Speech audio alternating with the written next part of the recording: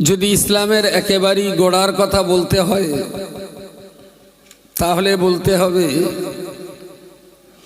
নবী আদম আলাইহিস সালাম সর্বপ্রথম পৃথিবীতে ইসলাম ধর্মের প্রচার প্রসার,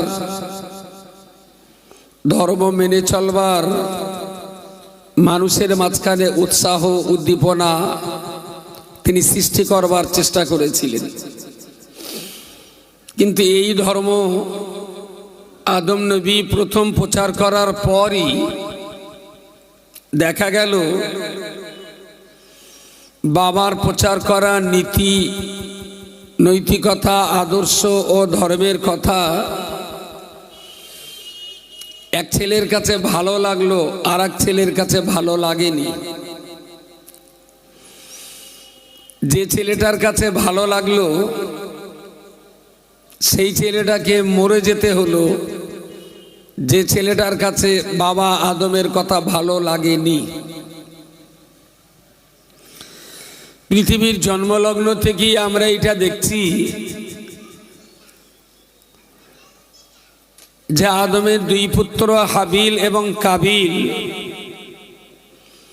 হাবিল বাবা আদমের কথা মেনেছিলেন,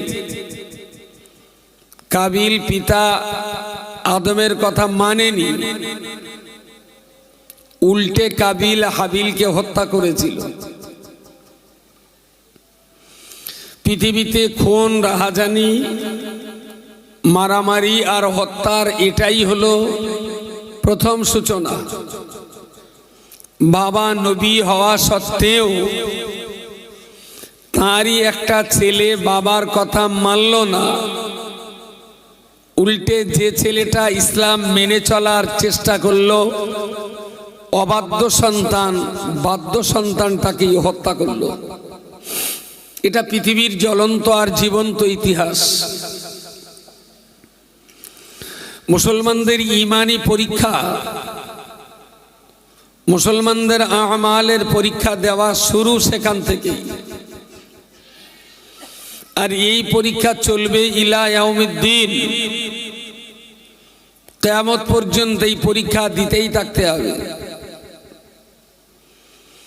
তবে সঙ্গে এটাও মনে রাখতে হবে, লানাতুল্লাহি আলাল কাযিবিন, অবাধ্যচারণকারী, মিথ্যুক, প্রতারক, ধর্ম ব্যবসায়ী যারা, নিশ্চিত জীবনের কোনো না কোনো সময় তারা আল্লাহর লানাতভুক্ত হবে। আল্লাহর অভিশাপে, আল্লাহর লানাতে একটা টাইমে ধ্বংস তাদের জন্য অনিবার্য, সেটা হতেই হবে। আদম নবী আলাইহিস সালামের থেকে শুরু করে পৃথিবীর 1,99,999 নম্বরে যে নবী দুনিয়াতে নবুয়তের দায়িত্ব পালন করছিলেন তিনি হলেন নবী ঈসা রূহুল্লাহ আলাইহিস সালাম। এই নবীকেও হত্যার জন্য যারা তৈরি হয়েছিল তারা সবাই মুসা নবীর ভক্ত, অনুরক্ত হওয়ার দাবিদার। ওরা বলতো আমরা মুসা নবীকে মানি, কিন্তু আসলেই তারা মুসা নবীকে যদি মেনে চলনেওয়ালা হবে তাহলে ঈসা নবীর সঙ্গে তাদের কখনো ঝগড়া হওয়ার কথা নয়। কারণ পৃথিবীর প্রত্যেকটা নবী একই কথা, একই বার্তা, একই সংবাদ নিয়ে পৃথিবীর মানুষকে আহ্বান করেছেন, লা ইলাহা ইল্লাল্লাহ, এক আল্লাহ ছাড়া দ্বিতীয় কোনো মাবুদ নেই। এই কথাটা পৃথিবীতে প্রথম প্রচলন শুরু করলেন আদম আলাইহিস সালাম। ঈসা রূহুল্লাহ বলতেন লা ইলাহা ইল্লাল্লাহ। মুসা কালিমুল্লাহ তিনিও বলতেন লা ইলাহা ইল্লাল্লাহ। তাহলে যারা মুসা নবীর ভক্ত হবে কথাবার্তা যখন একই, তাহলে তাদের ঈসা নবীর ভক্ত হওয়াতে কোনো দোষ ছিল না। মুসা নবী যেটাই বলে গেছে, পরবর্তীকালে ঈসা নবী এসে সেই একই কথাই বলছেন। তাহলে মুসা নবী যারা ভক্ত, আসলে তাদের তো ঈসা নবীর উম্মত হওয়ার কথা, কিন্তু সেটা হলো না। মুসা নবীর যারা ভক্ত, ওরা ছিল ওদের মৌখিক দাবি, কিন্তু কাজ কামে তারা আসলে মুসা নবীর ভক্ত ছিল না।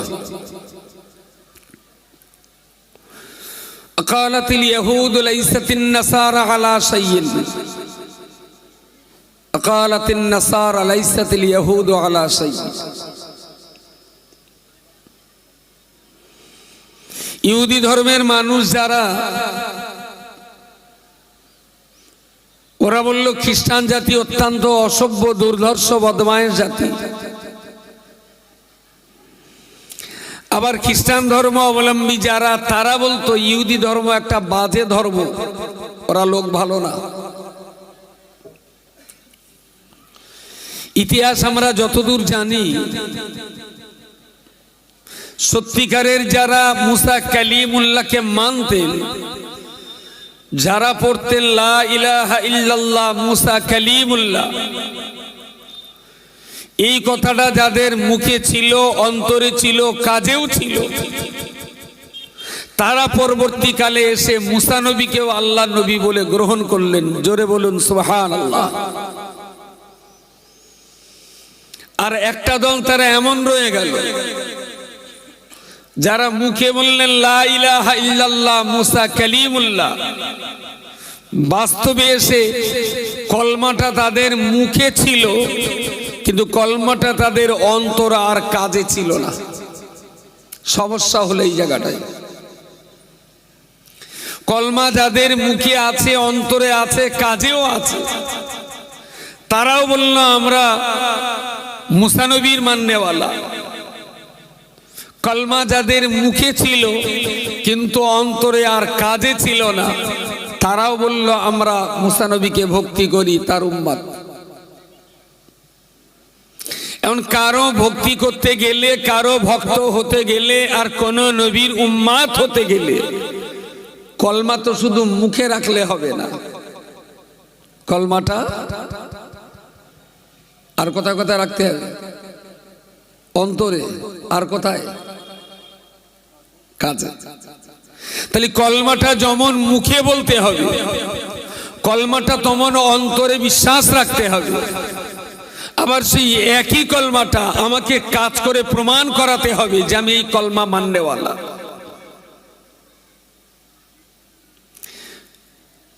করছি ওই পানির ওইটা বন্ধ করবো না, একেতে শীত, তাতে আবার ওই পানি উপরে তুলে দিচ্ছে, বাতাসে যাতে আরো শীত পড়ে।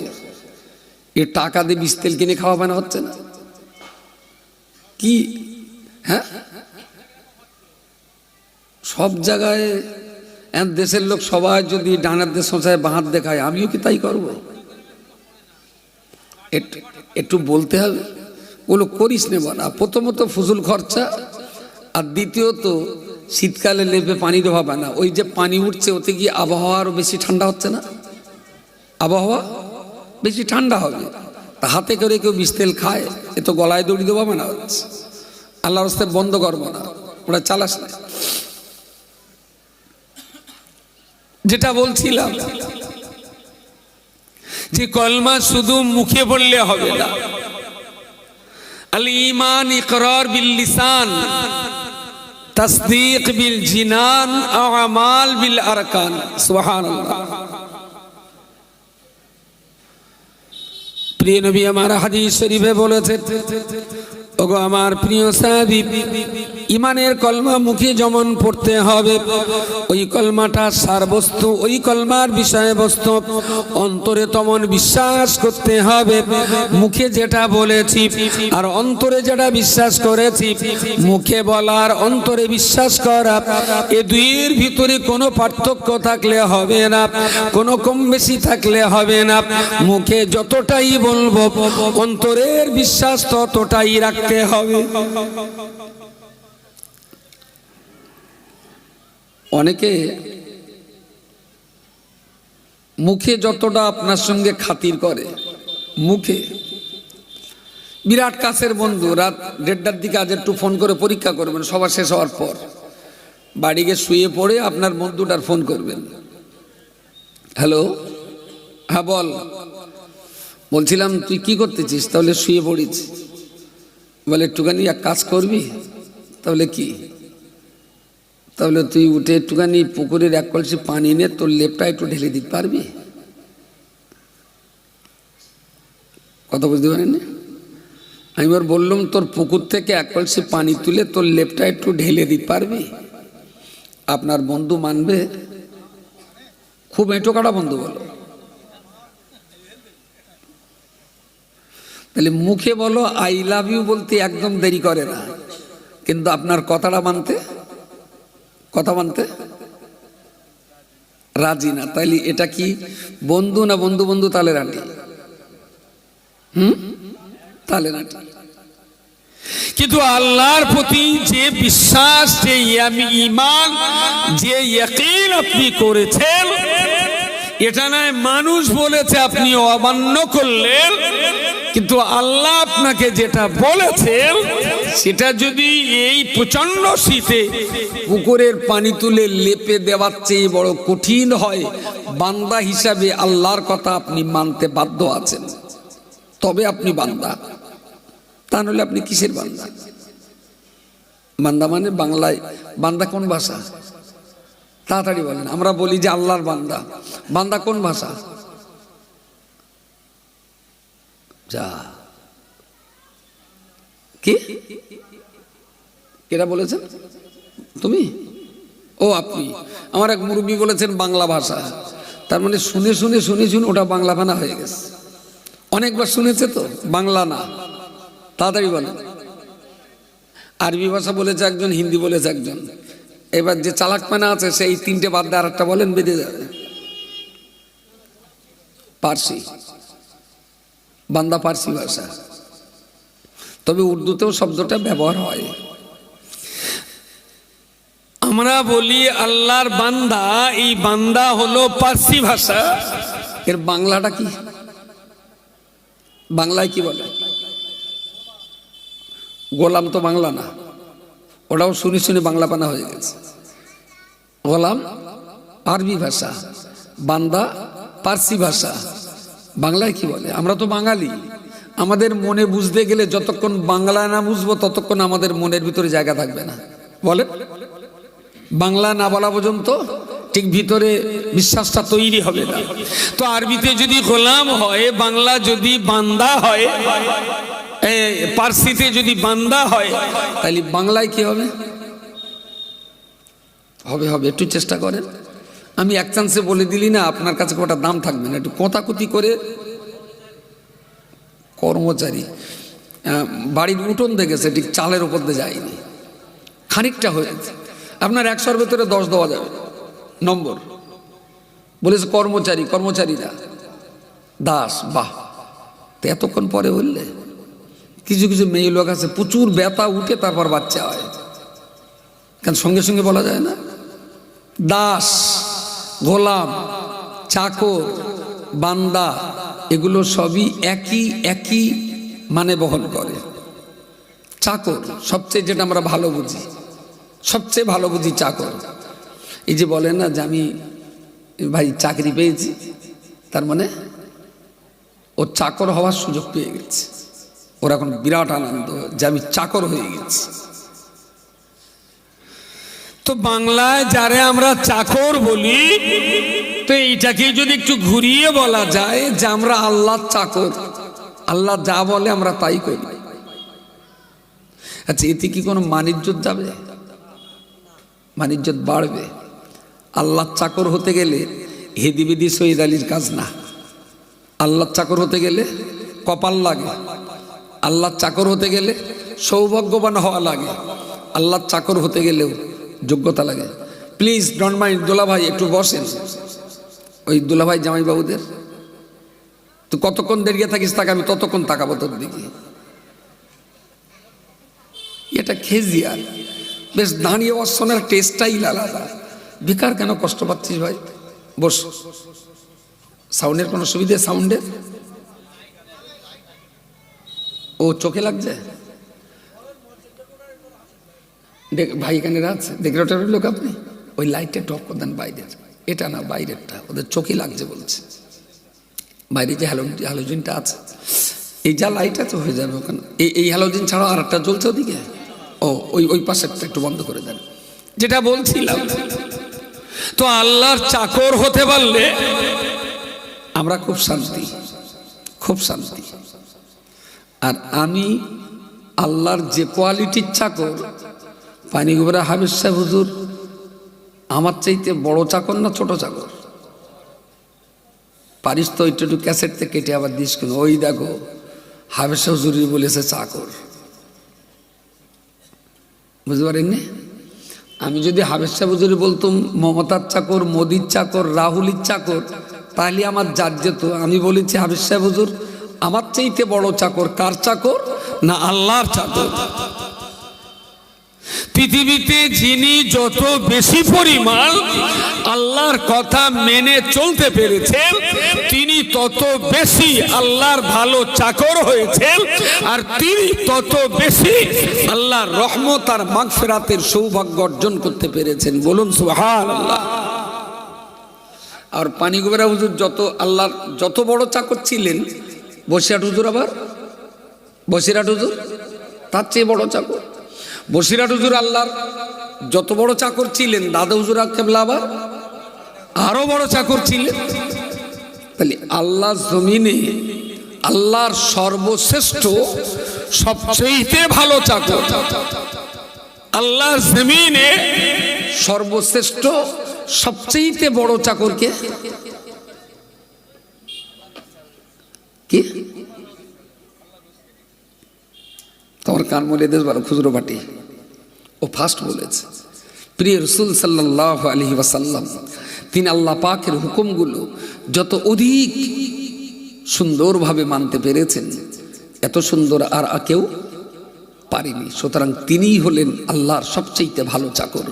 আর তিনি সবচেয়ে ভালো চাকর বলেই আল্লাহর রহমতের জান্নাতে সবার আগে মুহাম্মদুর রাসূলুল্লাহ তিনি জান্নাতে প্রথম কদম রাখবেন। বলুন সুবহানাল্লাহ।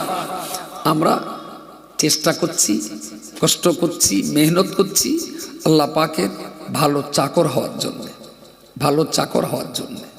মোদির চাকর, মমতার চাকরে কিছুদিন হয়তো ভালো কাটবে, কিন্তু আলটিমেটলি আখিরি আনজাম, শেষ পরিণতি খুব ভালো হবে না। যদি আল্লাহর চাকর হওয়া যায়, তার শেষ পরিণতি খুব ভালো হবে। আমরা কালমা শাহাদাতের ভিতরে পড়েছি আশহাদু আল্লা ইলাহা ইল্লাল্লাহ, আমি সাক্ষ্য দিচ্ছি এক আল্লাহ ছাড়া দ্বিতীয় কোনো মাবুদ নাই, ওয়াহদাহু লা শারীকা লাহু, আমি আরো সাক্ষ্য দিচ্ছি যে আল্লাহ পাক এক এবং অদ্বিতীয়। ওয়া আশহাদু আন্না মুহাম্মাদান, আমি আরো সাক্ষ্য দিচ্ছি যে হযরত মুহাম্মদ সাল্লাল্লাহু আলাইহি ওয়াসাল্লাম আবদুহু ওয়া রাসূলুহু, যিনি আল্লাহ পাকের চাকর এবং রাসূল ছিলেন। আব্দুল মানে বান্দা, আব্দুল মানে গোলাম, আব্দুল মানে চাকর, আব্দুল মানে হলো দাস। তাহলে আমি সাক্ষ্য দিচ্ছি আল্লাহ এক এবং অদ্বিতীয়। আমি আরো সাক্ষ্য দিয়ে বলছি আল্লাহ পাকের বান্দা আল্লাহর নবী মুহাম্মদুর রাসূলুল্লাহ সাল্লাল্লাহু আলাইহি ওয়াসাল্লাম তিনি হলেন আল্লাহ পাকের গোলাম, চাকর এবং রাসূল। ও বান্দা মনে রাখতে হবে, নবী মুহাম্মদুর রাসূলুল্লাহ সাল্লাল্লাহু আলাইহি ওয়াসাল্লামকে এই জগৎ জগৎ সংসারের মাঝখানে আল্লাহ আমাদের মাঝে পাঠিয়ে দিয়েছেন আল্লাহর চাকর কি করে তৈরি হতে হয়, আল্লাহর চাকর কি করে তৈরি হওয়া যায়। কোরআন হলো তার সূত্রের কিতাব, কোরআন হলো তার থিওরিক্যাল কিতাব, কোরআনুল কারীম হলো তার আইন পুস্তক। আর নবী মুহাম্মদুর রাসূলুল্লাহ সাল্লাল্লাহু আলাইহি ওয়াসাল্লামকে ওই আইনগুলো কিভাবে মানতে হয়, ওই থিওরিগুলো কিভাবে কাজে লাগাতে হয়, রাসূলুল্লাহ সেগুলোকে প্র্যাকটিক্যালি কাজ করে দেখিয়ে দিয়ে আমাদিগকে তিনি শিখিয়ে গেছেন। জোরে বলুন সুবহানাল্লাহ। এই জন্যে কোরআনের প্রায় যেখানে এসেছে আতিউল্লাহ পরে এসেছে ওয়া আতিউর রাসূল। আমাদের মালিক আল্লাহ না রাসূল? আল্লাহ। তাহলে কোরআনে আল্লাহ এই কথাটা কেন বললেন যে তোমরা আমি আল্লাহ আমার কথা মেনে চলো আর আমার নবী মুহাম্মদ সাল্লাল্লাহু আলাইহি ওয়াসাল্লামের কথা মেনে চলো, তাই না? কোরআনে তো আল্লাহ এটা বলেছেন। আমি আল্লাহর কথা মানবো আবার নবীর কথা মানবো, দু জায়গায় ঝামেলা করবো কেন? আমি যে কোনো একটা মেনে চললেই তো মিটে যায়। আসলে যদি হাদিস কেড়ে নিয়ে মানুষের হাতে শুধু কোরআন তুলে দেওয়া হয় যে আপনি কোরআন মেনে আপনার জীবন চালান, আপনার কোনো পীর পয়গম্বর নবী রসুল কাউকে মানতে হবে না, শুধু কোরআন আল্লাহর কালাম এটাই মেনে চলুন। কিন্তু হাদিসকে বাদ দিয়ে কোরআন মানার বা কোরআন বুঝার ক্ষমতা কারো আছে? কারণ নেই। কোরআন পড়তে পারবে কিন্তু কোরআন বুঝতে গেলে, নিজের জীবনে কোরআনকে কাজে লাগাতে গেলে অবশ্যম্ভাবীভাবে রাসূলুল্লাহর অনুসরণ করা আমাদের জন্য বাধ্যতামূলক। কারণ কোরআনে এসেছে থিওরিক্যাল আইন, সূত্র, নিয়ম কানুন, আর ওই নিয়ম কানুন আর সূত্রগুলো কিভাবে কাজে লাগাতে হবে নবী হলেন তার প্র্যাকটিক্যাল মাস্টার। কোরআনে শুধু এসেছে নামাজ পড়ো, রুকু করো, সেজদা করো, কিন্তু আগে সেজদা না আগে রুকু? রুকু আগে, এইটা কোথায় পেয়েছেন? কোথায়? হাদিসে। এই জন্যে আল্লাহকে তো আল্লাহর চাকর তো হবই হব, কিন্তু আল্লাহর চাকর হতে গেলে নবীকে বাদ দিয়ে কখনো আল্লাহর চাকর হওয়া যাবে না। কারণ নবীর হাদিস হলো আল্লাহ পাকের কোরআনের সবচেয়ে ভালো তাফসীর। কোরআনের ব্যাখ্যা যারা করেছেন ওরা সব কিন্তু নবীর হাদিস পড়ে তবে কোরআনের ব্যাখ্যা করেছে। নবীর হাদিস বাদ দিয়ে পৃথিবীতে কেউ মুফাসসির হতে পারেননি। যত মুফাসসির কোরআনের তাফসীর করেছেন তারা সবাই কিন্তু নবীর হাদিস পড়ে তবে কোরআনের ব্যাখ্যা করেছেন। প্রিয় শ্রোতা মণ্ডলী, মনে রাখুন যে কথা বলতে বলতে এত দূর পর্যন্ত চলে এলাম। আল্লাহ পাকের নবী মুহাম্মদুর রাসূলুল্লাহ সাল্লাল্লাহু আলাইহি ওয়াসাল্লাম তিনি যখন দুনিয়াতে এসেছেন তার জন্মগ্রহণ করবার আরো 500 বছর পূর্বে নবী ঈসা রূহুল্লাহ আলাইহিস সালামকে ইহুদি ধর্মের মানুষেরা মুসা নবীর ভক্ত অনুরক্তের দাবিদার তারাই কিন্তু ঈসা নবীকে হত্যার ষড়যন্ত্র করল। ওরা কলমা পড়ল লা ইলাহা ইল্লাল্লাহ মুসা কালিমুল্লাহ। ঈসা নবীর উম্মত যারা ওরা কলমা পড়লেন লা ইলাহা ইল্লাল্লাহ ঈসা রূহুল্লাহ। আসলে তোরাও যেটা বললি ওটাও লা ইলাহা ইল্লাল্লাহ। ঈসা নবীর ভক্ত এরাও যেটা বললেন এটাও তো লা ইলাহা ইল্লাল্লাহ। তাহলে তোদের দুই পক্ষের বক্তব্য যখন একই দাঁড়াবে তাহলে মুসা নবীর ভক্ত হয়ে ঈসা নবীকে খুন জখম করতে পারে না। যারা মুসা নবীর ভক্ত হবেন তাদেরকে আলটিমেটলি ঈসা নবীর ভক্ত হওয়া তো জরুরি। যে ঠান্ডা পছন্দ করে তার কাছে তো আইসক্রিম ভালো হওয়াটা খুব জরুরি, তাই না? যে গরম পছন্দ করে তার তো চা ভক্ত হওয়া জরুরি, এটা তো খুব স্বাভাবিক। তো যে লোকটা মুসা নবীর ভক্তি করে আল্লাহকে এক বলছেন, সেই একই কথা ঈসা নবীও বললেন যে আল্লাহ এক। তাহলে ও যদি মুসার ভক্ত হয় তাহলে ওর তো ঈসা নবীর ভক্ত হওয়া উচিত, কিন্তু ওরা মুসার ভক্ত হলো, ঈসা নবীর ভক্ত হলো না। কেন? ডাল মে কুছ কালা হয়। সেটা কি?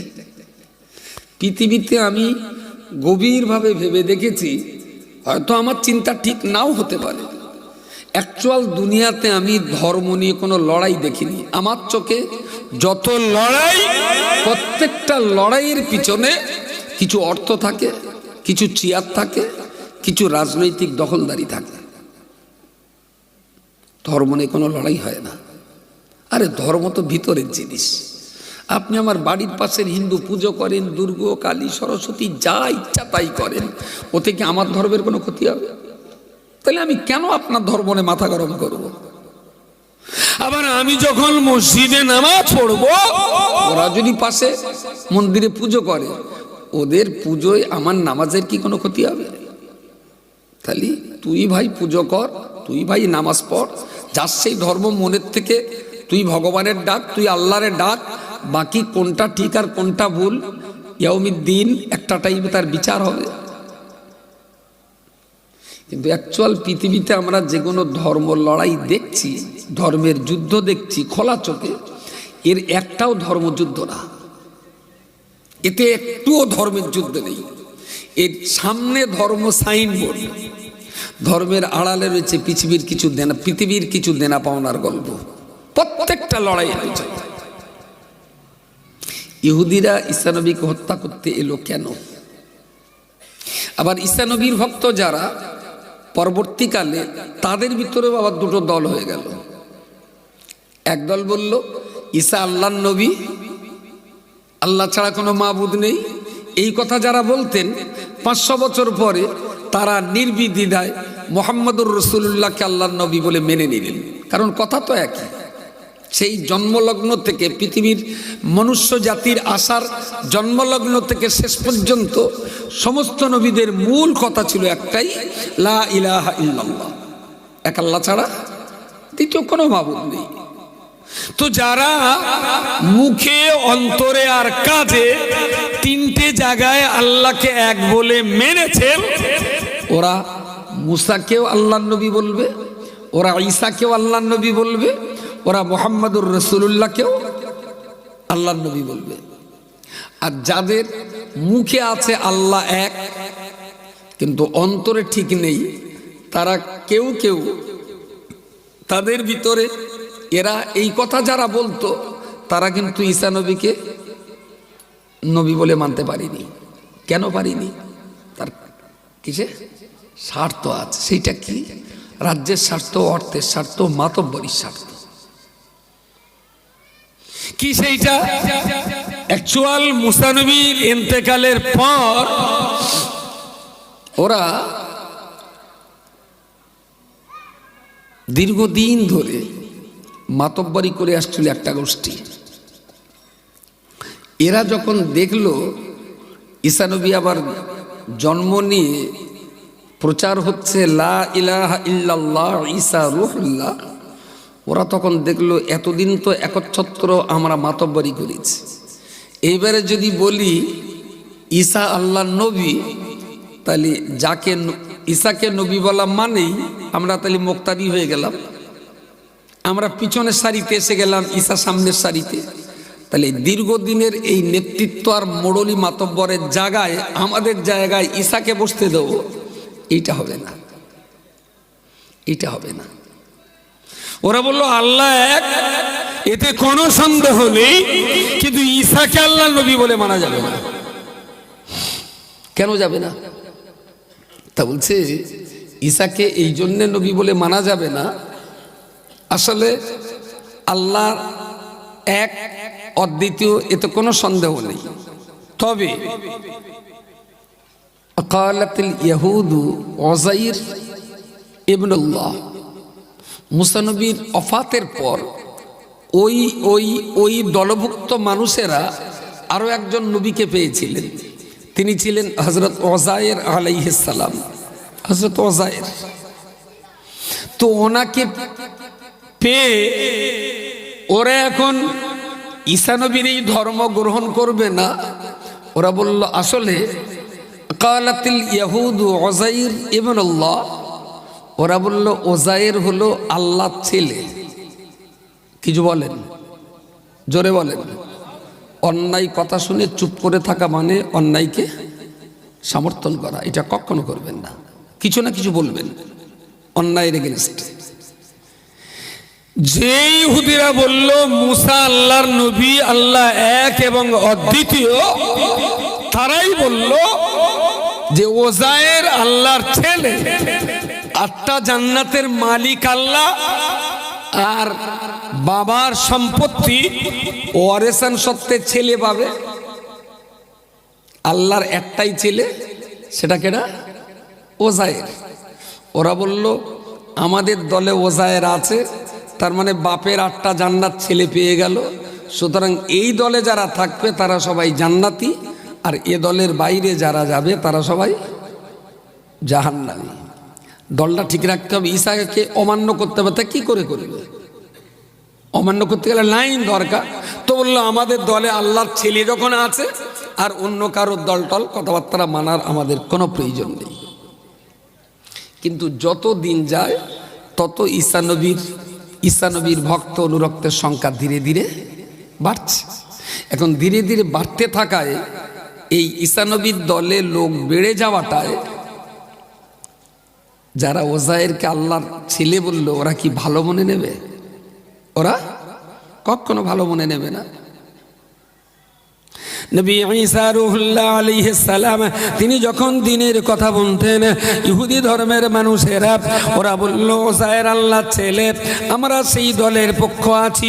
আটটা জান্নাতের মালিক আল্লাহ, আর আল্লাহর ছেলে উযাইর, সুতরাং ওয়ারেসান সত্ত্বে বাবার জান্নাত বেটা পাবে, আমরা সেই দলের ভিতরে আছি। নবী ঈসা রূহুল্লাহ বললেন, ও আল্লাহর বান্দা শোনো না, তোমরা কি মুসা নবীকে মেনে চলো? ওরা বলল হ্যাঁ হ্যাঁ, আমরা মুসা কালিমুল্লাহকে নবী বলে মানি। বলে মুসার উপরে যে কিতাব নাযিল করা হলো, সে কিতাব কি তোমরা মেনে চলো? ওরা বলল হ্যাঁ, মুসার উপরে যে কিতাব নাযিল হয়েছিল কিতাবটার নাম হলো তাওরাত, আমরা তাওরাত কিতাব মেনে চলি। ঈসা রূহুল্লাহ বললেন, তোমাদের নবী মুসা যে তাওরাত কিতাব তোমাদিগকে দিয়ে গেছেন, ওই তাওরাত কি আমাকে দেখাবে? ওরা